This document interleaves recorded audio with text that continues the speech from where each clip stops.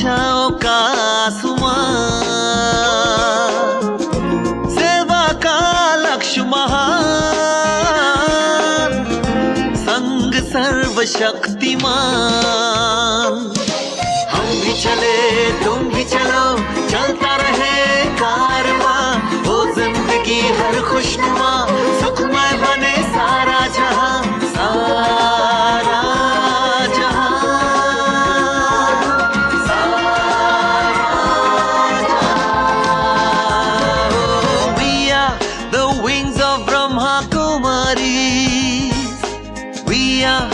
wings of Brahma Kumaris. We are the wings of Brahma Kumaris. We are the wings of Brahma Kumaris. नमस्कार, Om Shanti. Wings of Brahma Kumaris के इस episode में एक बार फिर से आपका बहुत बहुत स्वागत है। जब एक लड़की पैदा होती है और धीरे धीरे जब वो बड़ी होती है, बहुत सारी बातें देखती है और देख करके ये सोचने लगती है कि शायद लड़की बनके वो पैदा ही क्यों हुई। इस तरीके की नकारात्मक भावना उसके मन में घर करने लगती हैं और धीरे धीरे वो कमजोर, शक्तिहीन होने लगती है, जिसकी वजह से उसके जीवन पर प्रभाव आने लगता है। तो कैसे इस नकारात्मक विचारधारा को बदला जाए और कैसे सकारात्मक चिंतन से वो अपनी जीवन की दिशा को बदल सकती है, इसी विषय पर हम आज बात करेंगे। हमारे बीच में मौजूद है ब्रह्मा कुमारीज की विमेन विंग की चेयरपर्सन रिस्पेक्टेड चक्रधारी दीदी जी।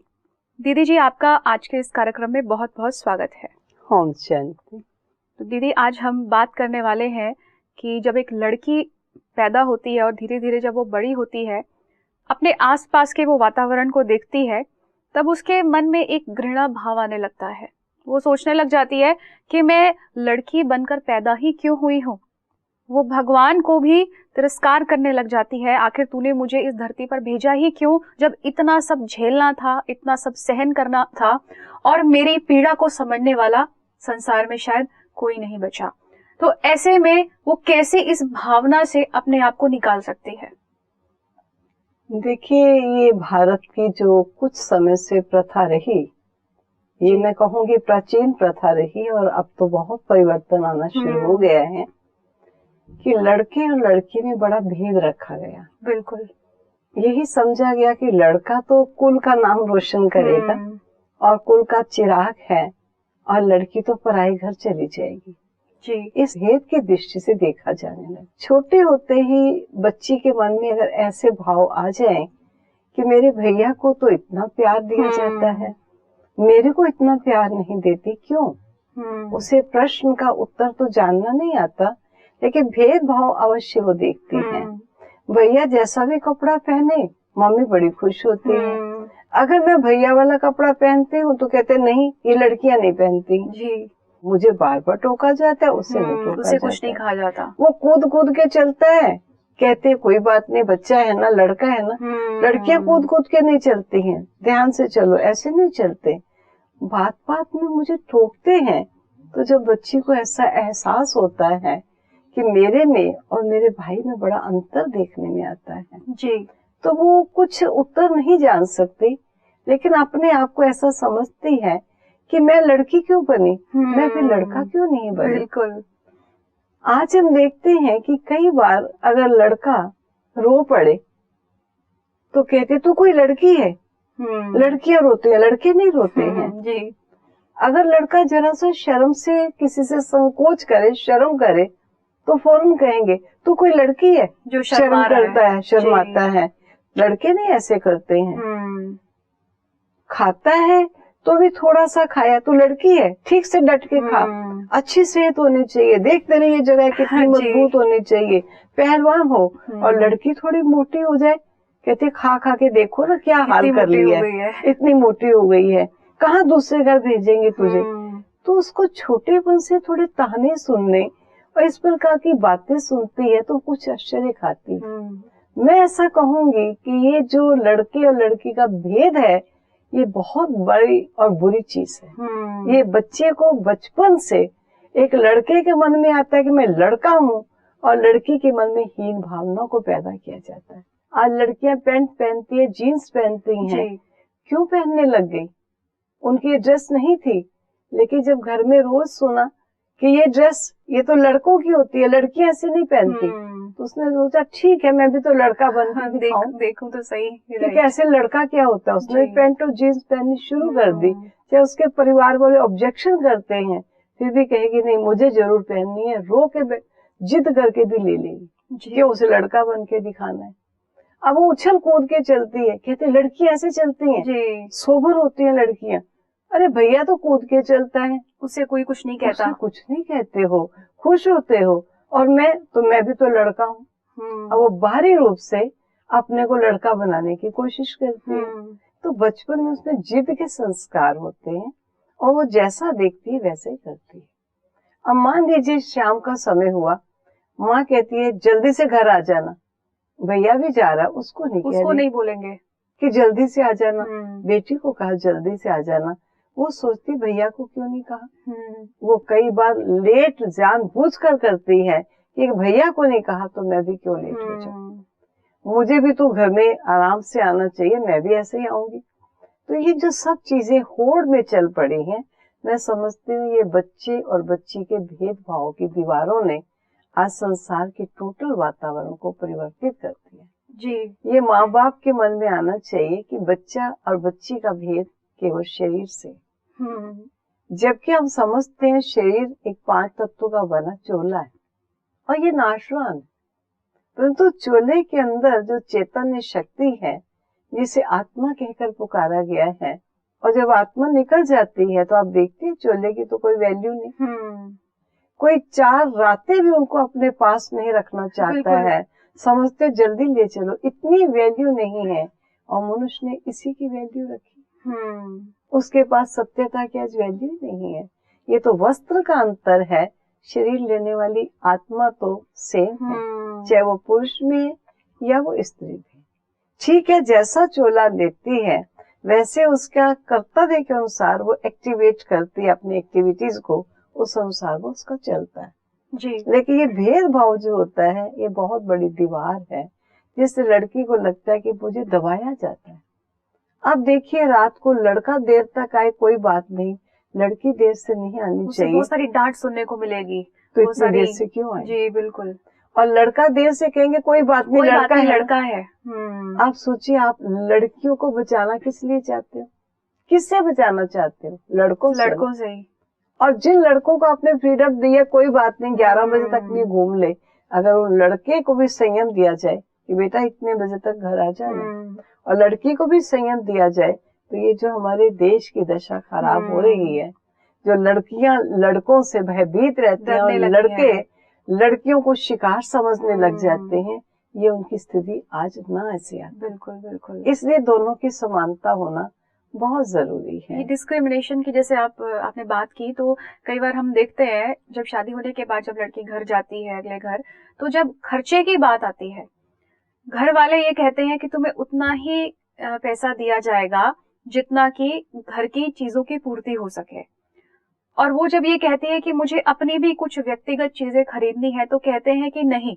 तब वो ये सोचने लगती है कि क्या मैं घर में एक सर्वेंट हूँ कि केवल मुझे घर को देखना है और बच्चों को पालना है, पोसना है, बस? क्या मेरा अपना कोई निजी जीवन नहीं है? मैं कहूंगी कि गृहिणी को एक ज्ञान अवश्य देना चाहिए कि वो केवल माता नहीं, वो निर्माता भी है। वो जहाँ पर बच्चों को जन्म देती है, वहाँ देश के लिए एक बहुत बड़ी सुंदर धरोहर को वो पैदा करती है जी। उस धरोहर के लिए उसे कुछ त्याग करना भी पड़ेगा, लेकिन वो बच्चों को इस प्रकार की शिक्षा और इस कदर उसको उनको प्यार दे, जिससे बच्चों के हृदय में आए कि मामा आपने मेरे लिए पैंट लाई, आपने लिए क्या लाया जी। बेटी कहे मामा मेरा तो फ्रॉक आया, आपके लिए क्या आया। आज माँ को केवल मात्र बच्चों को खिलाना, पढ़ाना या उनको बड़ा कर देना ही काफी नहीं होता है। उनके अंदर ये रूहानियत की, ये दिव्यता के संस्कारों को प्रस्फुटित करने के लिए भी बहुत कुछ करना ही चाहिए। बच्चों के हृदय में जब तक माँ के लिए, पिता के लिए, भाई को बहन के लिए, बहन को भाई के लिए प्यार नहीं आएगा, तो वो परिवार कैसा परिवार है? जी। वो ये कहूंगी कि रचता तो हो गई, लेकिन रचता के साथ साथ उसने इस परिवार को पालना सुंदर नहीं दिया। तो ये मैं ऐसा जानती हूँ कि ये माँ का कसूर होता है। अगर घर वाले पैसा इतना ही देते हैं जितनी प्रोडक्ट आ जाए या बच्चों का सामान आ जाए, उसके स्वयं के लिए कुछ नहीं है, तो उनको सबको लाके बड़े प्यार से देती है और सबको खिलाती पिलाती है। फिर कभी कभी बैठकर बच्चे पति सबसे बैठे कि बेटा तुम्हारे लिए पैंट आ गई, तेरे लिए फ्रॉक आ गया, जी। आपके लिए मैं टाई ले आई, अब बताओ मामा के लिए क्या आया। जी जी जी। तो जब बच्चे देखेंगे ये मामा के लिए तो कुछ भी नहीं आया, तो कहा फिर आप लोगों ने कहा कि मामा आपके लिए क्या लाए, मामा आप अपने लिए क्या लाए हो। तो बच्चों को अगली बार के लिए ख्याल रहेगा कि जो चीजें मामा हमारे लिए लाती है मामा के लिए भी जरूर होनी चाहिए। तो ये मांगने से पेट नहीं भरेगा। मुझे आता है नारी एक महान विभूति है, वो इतने महान देवों को जन्म दे सकती है, थोड़ा उसको मेहनत अवश्य करनी पड़ेगी। डिस्क्रिमिनेशन के साथ साथ हम देखते भी है कि शादी के बाद वो घरेलू हिंसा का भी शिकार होती है, कहीं ना कहीं इन लॉज की तरफ से या हस्बैंड की तरफ से उसे फिजिकल या मेंटल टॉर्चर झेलना पड़ता है। थोड़ा चेक करना चाहिए कि मेरा स्वभाव कैसा है। मेरा स्वभाव जल्दी से किसी बात को फीलिंग में आना है, जल्दी से छोटी सी बात में दिल छोटा कर लेना है या आंसू बहा लेना है, ये थोड़ा चेक करना चाहिए।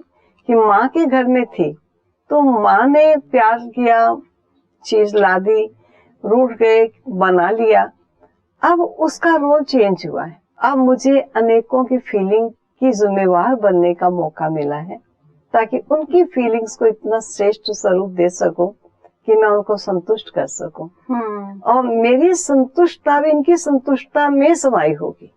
प्रथम ये हो, अगर वो स्टेप ठीक लेती चली जाएगी तो मैं समझती हूँ वो अपने आप को ये नहीं समझेगी कि भाई मेरा कोई कदर नहीं, मेरा तो कोई मान नहीं, घर में भी ऐसा होता है। ठीक है, हम समझते कई बार कई घरों में पुरुष डोमिनेटिंग सोसाइटी होती है, जी होता है, या सास डोमिनेटिंग सोसाइटी है, या पति डोमिनेटिंग सोसाइटी है, तो उसको उस डोमिनेशन में बहुत कष्ट प्रतीत होता है। लेकिन किसी के हृदय को विन करने के लिए हृदय की शुभ मनोकामनाएं जरूर रखें। कई बार क्या होता है, जब वो मनोभावना भी जैसे आपने कहा कि रखती भी है वो, लेकिन कहीं ना कहीं वो ये सोचने लगती है कि मैं इतना कर रही हूँ, पूरा दिन मैं घर का काम करती हूँ, सुबह से रात हो जाती है, फिर भी मेरी कोई वैल्यू ही नहीं है, मैं आखिर कब तक ये शुभ भावना रखूं। मैं कहती हूँ किसी से वैल्यू ना डलवाए। मेरी वैल्यू मैं स्वयं समझती हूँ मेरी कितनी वैल्यू है जी, क्योंकि जो भी सृष्टि मंच पर आता है वो एक हीरो एक्टर है। आप जरा सारा विश्व घूम कर आइए, आप जैसा सेकंड मनुष्य कोई दुनिया में नहीं मिलेगा। ना आपकी शक्ल जैसा, ना आपके स्वभाव और संस्कार जैसा, बिल्कुल टैली करता, ऐसा नहीं होगा। क्यों नहीं ये समझे, मैं हीरो एक्टर हूँ, मेरे जैसा दूसरा कोई नहीं है। बिल्कुल। और इतनी बड़ा मुझे जिम्मेवारी मिली है जिसमें मुझे अपनी एबिलिटीज को अपने कार्य क्षेत्र में और कर्म क्षेत्र में लाकर ये प्रत्यक्ष करने का सुंदर मौका मिला है। मुझे आते अपने मन की भावनाओं को स्वयं श्रेष्ठ भावों से पहले चेंज करना चाहिए ताकि दुखी ना हो। और अगर मुझे कोई ठीक प्यार नहीं देता है तो कोई बात नहीं, मैंने कुछ रॉन्ग तो नहीं किया, चेक कर ले। मैंने कुछ ऐसे शब्दों का प्रयोग तो नहीं किया जो किसी को कष्ट हो, मैंने कोई ऐसा व्यवहार तो नहीं किया जो किसी परिवार के कार्य या नाम को दबा लगे। जब मैं समझती हूँ मैंने ऐसा कुछ नहीं किया लेकिन इनको ऐसा प्रतीत होता है, तो मैं अपने स्वमान में रह करके बहुत खुश रहूं, बहुत शांत रहूं और इनके लिए भी इतना शुभ सोचूं कि इनकी मनोभावनाएं भी ठीक हो जाएंगी। क्योंकि इन्होंने कुछ रॉन्ग समझा है, कुछ मिसअंडरस्टैंडिंग आ गई है, तो कभी मौका देखकर कह सकते हैं कि देखो आपको अगर कोई मेरे से शिकायत हो तो एक बार बैठकर हम आपस में बात कर लें, मुझे बता दीजिए, क्योंकि मैं परफेक्ट नहीं हूँ। उन्हें भले वो भी परफेक्ट नहीं, लेकिन आप उनको कुछ ना कहिए, पहले स्वयं को चेक कर लीजिए। अगर कोई गलती है तो स्वयं कह दो ये मेरी बात तो मैंने कही, ये मेरे से गलती हुई, मैं समझती हूँ। लेकिन अगर आप मेरी कोई ऐसी गलती समझो तो मुझे बताओ। अगर आपसे आज आपने उनसे पूछा, एक दिन आप ये भी फिर कह सकते हो कि कभी मुझे भी तो मौका दो कि अगर मैं आपकी किसी बात को मैं उचित नहीं समझती तो मैं भी बोल सकती हूँ, मैं कुछ कह सकूं।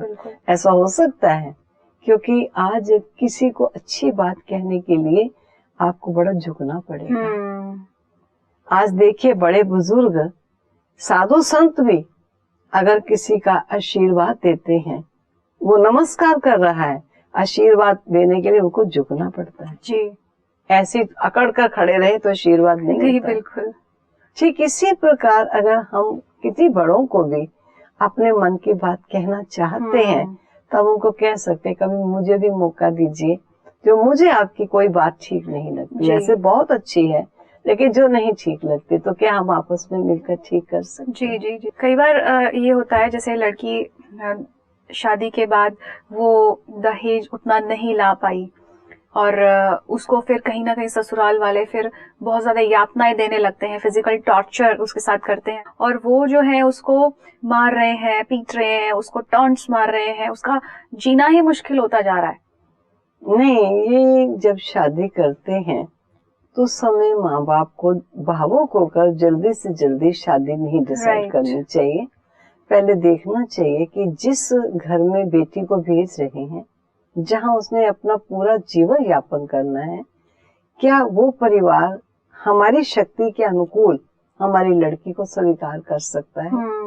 बड़े स्पष्ट शब्दों में उन्हें बात कर लीजिए कि हमारी इतनी हस्ती है, हम इतना नहीं कर सकते हैं। अगर आपको मंजूर हो तो आप इस शादी को स्वीकार कीजिए, नहीं तो आप स्पष्ट कह सकते हैं। लड़की को भी बता देना चाहिए कि बेटी हमारी हस्ती इतनी नहीं है, हम इतने ऊंचे घर में तुम्हें भेजते। अगर मान लीजिए सारी बात हो जाने के बावजूद भी लड़की घर जब गई, अब उन्होंने दहेज की डिमांड शुरू की जी, जबकि पहले उन्होंने कहा था ठीक है हमें तो 3 कपड़ों में ही लड़की मिल जाएगी तो हम लड़की को ले जाएंगे। लेकिन लोगों को देख देख करके या किन्हीं का सुनने के बाद मानो ने किस प्रकार उनके मन की भावनाएं बदल जाती हैं और वो लड़की को ताड़ना देने लगते हैं। उस समय लड़की को बड़े प्यार और स्नेह से, ऐसा नहीं कि माँ बाप को अब वो तंग करना शुरू कर दे कि दीजिए मेरे ससुराल मांगता है, ये दीजिए मेरा ससुराल ऐसा मांगता है। ऐसा ना हो करके वो कह सकती है कि मेरे माँ बाप जितना कर सकते हैं अवश्य करें। बच्ची का भी अधिकार है, माँ बाप के घर में भी अधिकार है, वो कहीं जितना कर सकते हैं वो जरूर मैं लाऊंगी, लेकिन इससे ज्यादा नहीं कर सकते। फिर भी उसको ताड़ना देते हैं तो कह सकती है कि अगर आपकी मेरी कीमत आपको धन से ही है तो आप मुझे थोड़ा अलाउ कीजिए, मैं किसी घर के बर्तन मांज के या कहीं कपड़े धो करके मैं वहां से पैसे उपार्जन करके लाऊंगी।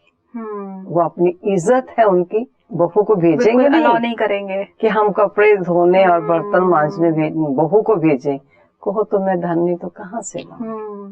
बाकी आपके घर का काम करती हूँ, क्या ये धन नहीं जी। और एक दिन जरा देख ले कि आज ना तो चूल्हा चौका लगा और ना ही घर में कोई बिस्तर उठे, ना कोई झाड़ू चौका हुआ, कुछ नहीं हुआ और आराम से बैठी रहे। पति पूछता है क्या बात है आज जी, रसोई में कुछ नहीं हुआ। कहा कुछ आज यही समझिए माई आई नहीं। सास आके कहती क्या है, चाय भी नहीं बनी अभी तक। मामा यही समझ लो कि आज चाय बनाने वाली माई आई नहीं जी। अगर थोड़ा ऐसा ही समझ लो तो बर्तन पड़े हैं, सारे बिस्तर फैले हुए हैं, सफाई नहीं हुई है, तो आप सोचिए थोड़ा सा अपनी वैल्यू दिलाने के लिए बता सकते हैं कि ये सब भी तो मैं करती हूँ ना जी, लेकिन मैं अपना फर्ज समझ के करती हूँ। तो आप मुझे पैसों से नहीं तोलिए, मुझे दहेज से नहीं तोलिए, मैं आपके घर की बेटी हूँ, आप मेरे माँ बाप हैं, मेरा पति मेरे जीवन का साथी है, इसलिए मैं इस घर में अपने जीवन को सुखद और अपने परिवार को सुखद देखने के लिए, सुखद बनाने के लिए आई जी। और जल्दी जल्दी फील ना करें, कई बार फील कर लेते, बहुत फील करते हैं, सेंसिटिव बहुत होते हैं। और सेंसिटिव ही नहीं, केवल कई बार ऐसा होता है कि अपने माँ बाप को जाके लड़की बताती है कि मेरे ससुराल वाले बड़े ऐसे हैं वैसे हैं, मुझे ये कहते हैं, मुझे हो सकता है उन्होंने किसी एक बात से कह भी दिया हो कि ये चीज लानी है, या तुम लाई नहीं हो क्लियर घर से, तो माँ बाप को बेटी की बात सुनने से पहले थोड़ा देखना चाहिए कि हमारी बेटी जल्दी से किसी बात को फील करने वाली है जी, या छोटी सी बात को बढ़ाने वाली है, या किसी जगह पर वो जस्ट एडजस्ट होने में उसको टाइम लगता है। उन्हें अपनी बेटी के नेचर को जान लेना चाहिए। जानने के पश्चात बेटी के शब्दों को सुने। कई बार वो शब्दों को सुन लेते हैं, बेटी के स्वभाव को, बेटी के उस प्रकार के व्यवहार को भूल जाते हैं और बेटी के बोल से प्रभावित होकर बेटी को कह देते हैं, ठीक है, जरूरत ही क्या पड़ी है तुझे जाने की, यही यहीं पे चाहे रहे। तेरे लिए 2 रोटी हमारे घर कम नहीं हुई है, तुझे वहां जाने की जरूरत नहीं, हमने नौकरानी नहीं दी है जी। बेटी को बहुत ध्यान रखना चाहिए। मुझे भी जिस घर में आई हूँ बसना है, माँ बाप को भी ध्यान रखना चाहिए। जहाँ बेटी को भेजा उसे बसना है, और अगर बेटी ने कुछ कहा है तो उसके बोल से पहले, बोल सुनते सुनते बेटी के संस्कारों को जान लेना चाहिए जी। और बेटी के बोल से प्रभावित ना होकर बेटी को श्रेष्ठ शिक्षा या सावधानी देकर बड़े प्यार से उसे उसके घर भेजना चाहिए। लेकिन ये जरूर है कि बेटी को ताड़ना मिलती है बेफजूल बात की, तो बेटी के साथ स्नेह और प्यार भी होना चाहिए कि बेटी को लगे मेरे माता पिता मेरे साथ है। दोनों तरफ का संतुलन बनाना चाहिए। कई बार माँ बाप कह देते हैं तेरे लिए 2 रोटी नहीं फूटी है, तू आ जा यहाँ। हाँ। और कई बार माँ बाप कह देते हैं हमारे पास तेरे लिए अब कोई जगह नहीं, जैसे है तैसे तुझे वही वैसे गुजारा करना पड़ेगा। ये वास्तव में दोनों ही इस प्रकार की क्लाइमेक्स की चीजें राइट नहीं, जिससे कई बार वो गलत व्यवहार, गलत स्टेप बेटी उठा सुसाइड भी कर लेती है। इसलिए माँ बाप को थोड़ा बैलेंस बनाना चाहिए और साथ साथ ये भी कहना चाहिए आप ऐसे चलो, आप योग्य हो और परिवार का नाम रोशन करोगी, हमारा भी नाम रोशन होगा। अगर कोई ऐसी बात है जिससे तुम नहीं चल सको तो हम तेरे साथ हैं। अपने स्वभाव को कैसे मोल्ड करें, श्रेष्ठ करने और मोल्ड करना सीखे, अपनी अपोजिट परिस्थितियों में भी उस परिस्थिति का सामना करते अपनी स्थिति को बिगड़ने ना दे। ये कुछ ऐसी स्पिरिचुअलिटी की बातें हैं, अगर बच्चे को पहले से आ जाती हैं तो मैं समझती हूँ वो बहुत अच्छा एडजस्ट हो सकता। आज लोग यही कहने लग गए हैं ठीक है जी बुढ़ापे में काम आएगी ये चीजें, अभी तो जवानी है खाने पीने की। यही कहते हैं कि आध्यात्मिकता की अभी क्या जरूरत है। हाँ, ये बच्चों के घूमने फिरने की एज है, खाने पीने की एज है। लेकिन देखिए कहीं बच्चा घूमने फिरने की जगह पर छोटी छोटी बात को फील ना कर ले, कहीं बच्चा कोई गलत स्टेप ना उठा ले। जिस बच्चे को एडजस्ट करने के लिए आपने लाखों रुपया खर्च कर दिया, वो बच्चा लाखों को मिट्टी में ना मिला दे। बिल्कुल। इसके लिए भी कन्या को भी ध्यान रखना चाहिए कि ऐसा नहीं कि वो कोई पशु है कि किसी के यहाँ बांध दे और जैसा ही वो करेंगे वैसा करेगी। नहीं, उसे अपना अस्तित्व भी ध्यान रखना चाहिए और जो सत्यता है वो बतानी जरूर चाहिए, लेकिन मौका देकर, दूसरे की मनोस्थिति को देखकर। इसलिए हमेशा देखिए किसान भी बीज बोता है तो देखता है ना ये धरती इस बीज को स्वीकार करेगी, ये सीजन इस बीज को स्वीकार करेगा। तो ठीक इसी प्रकार आपने बात किसी को अच्छी कहने जा रहे हो लेकिन कंफ्लिक्ट में है इस समय, तो थोड़ी देर के लिए धैर्यता सहन करना, कोई बात।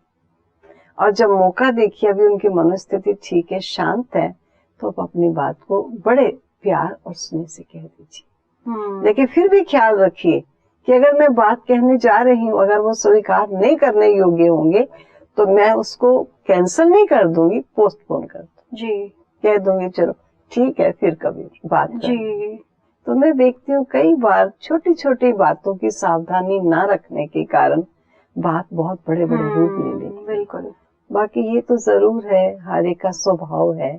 एक बच्ची नम्र स्वभाव की भी है, लेकिन जिस परिवार में जाती है बड़े सख्त स्वभाव है जी। अब उसका काम ये भी होता है कि अब उनको प्रेम से, स्नेह से, प्यार से पालना देते हुए उनके स्वभाव को भी बदलने की कोशिश अब उसे करनी जी। आध्यात्मिकता उसमें ये बल देती। हाँ दीदी, आज आपने इतनी सारी बातें हमारे साथ शेयर की है और महिलाओं की जो भूमिका है वो किस तरह से होनी चाहिए उसके बारे में आपने हमें इतनी सारी बातें आपने हमको बताई कि यदि एक महिला किसी से वैल्यू मांगने की बजाय स्वयं ही अपने अंदर वो वैल्यू को रखे, वो सेल्फ एस्टीम, सम्मान की स्थिति में रहे, तो बहुत सारी जो उसकी उलझने हैं वो खत्म होने लगते हैं। आपने इतनी सारी बातें हमको बताई और ढेर सारी आपने जानकारी दी, इसके लिए मैं आपका तहे दिल से शुक्रिया करती हूँ। ओम शांति।